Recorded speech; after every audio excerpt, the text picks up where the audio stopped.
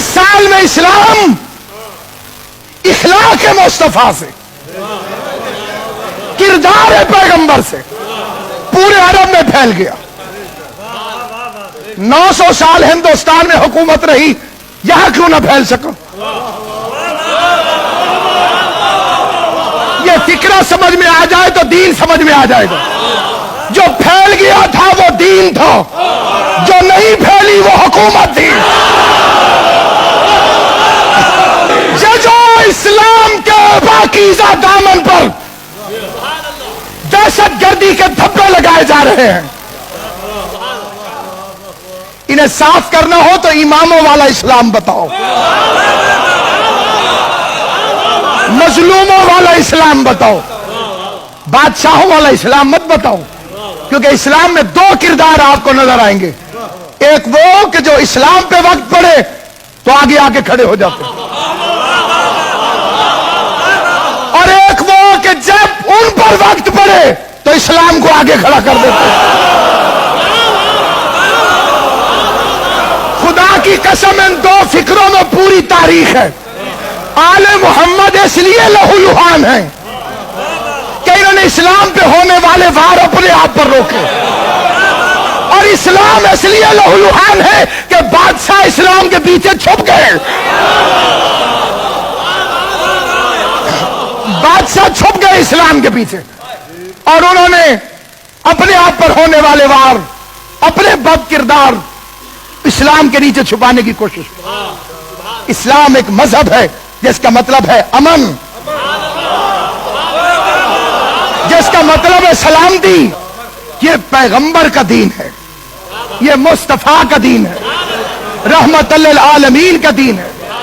یہ اس نبی کا دین ہے جو مفتوحہ شہر میں سفید پرچم لے کر داخل ہوا۔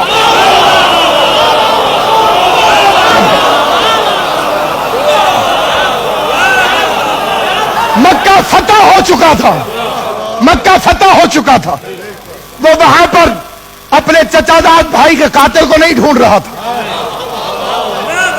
اس کی نگاہیں جگر چبانے والی کو تلاش نہیں کر رہی تھی۔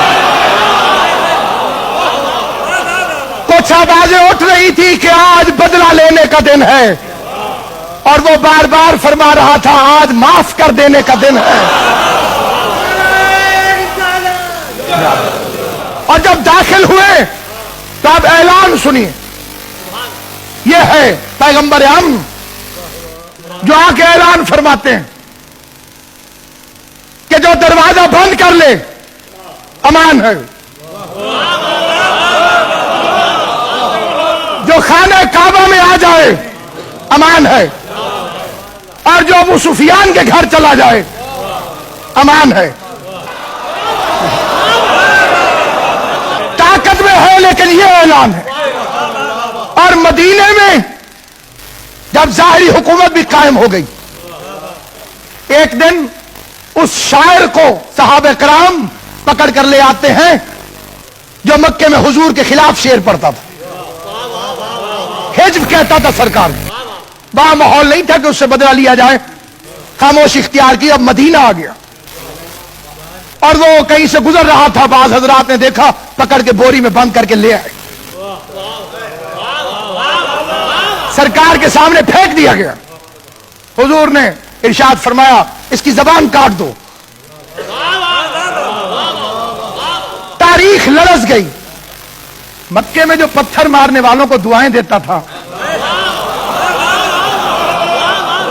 جو کوڑا پھینکنے والی کی عیادت کرتا تھا، اسے مدینے میں آگے کیا ہو گیا؟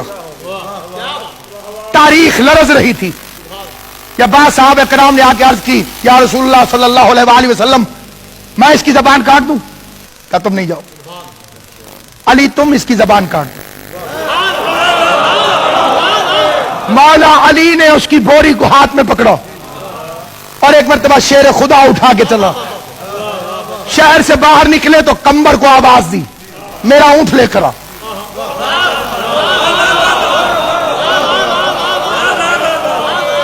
اونٹ آ گیا، مولا نے اونٹ کو کھولا، تماشا دیکھنے والے کھڑے تھے۔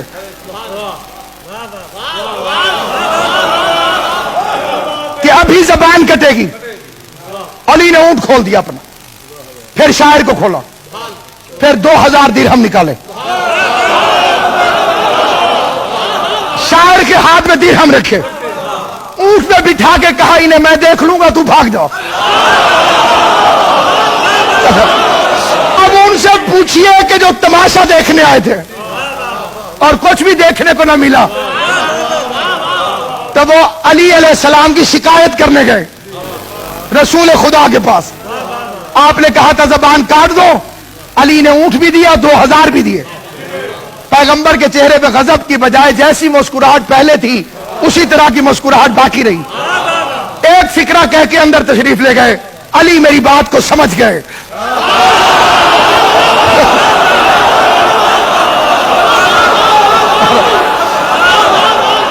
علی میری بات کو سمجھ گئے, تمہاری سمجھ میں میری بات نہیں آئی. لوگ پریشانی کے عالم, پیغمبر کے چہرے پہ جیسا تبسم تھا ویسا تبسم رہا. مسکرا کے فرمایا علی میری بات سمجھ گئے, تم میری بات نہیں سمجھے. لوگ پریشان گھر چلے گئے کہ صاف ہی تو کہا تھا زبان کاٹ دو, اور علی نے تو کاٹی ہی نہیں, الٹا اونٹ بھی دیا, پیسے بھی دیے, بھگا بھی دیا, اتنی مشکل سے پکڑا تھا. اور پیغمبر فرماتے علی سمجھے تم نہیں سمجھے. صبح ہوئی تو فجر کی نماز سے فراغت ہو رہی تھی, دیکھا رات والا بندھا ہوا شاعر وضو کر رہا ہے.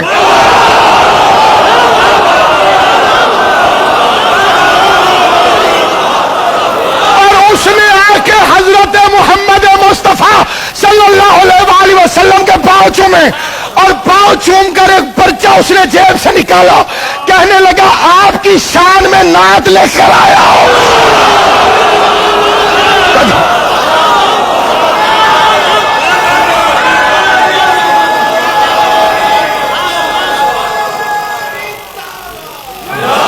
علی نے گستاخ رسول کی زبان کو کاٹ دیا, مدحت رسالت والی زبان کو جاری کر دیا.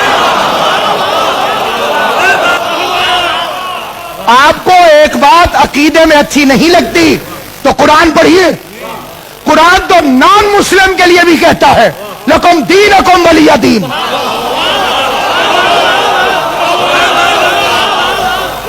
تمہارا دین تمہارے لیے, ہمارا دین ہمارے لیے. جہاں زبردستی تو نہیں چلے گی. لا اکراہ فی الدین قد تبین الرشد من الغی. ہم نے ہدایت اور گمراہی کو کھول کھول کے بیان کر دی.